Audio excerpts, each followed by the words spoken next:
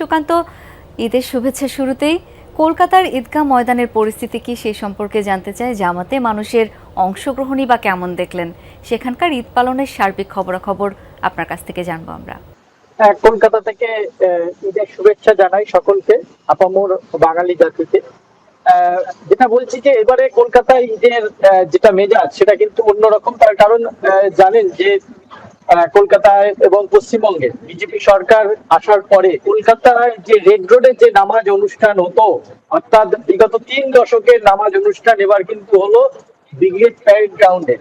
এবং সেখানে মুসল্লি যারা নামাজ আদায় করতে এসেছিলেন তারা সর্বতই খুশি। তার কারণ কলকাতা কর্পোরেশন থেকে শুরু করে রাজ্য সরকারের তরফ থেকে কিন্তু বিশাল আয়োজন করা হয়েছিল এই নামাজ অনুষ্ঠান যাতে সুষ্ঠুভাবে হয় এবং মুসল্লিরা যাতে নামাজ অংশগ্রহণ করতে পারেন সেই জন্য গাড়ি পার্কিং থেকে শুরু করে উঁচু করার সমস্ত এবং সকালের নাস্তা নামাজ আদা করার পরে সবকিছু ব্যবস্থা কিন্তু করেছিল মুসলিম ল বোর্ড এবং রাজ্য যে মুসলিম বোর্ড রয়েছে সেখান থেকে।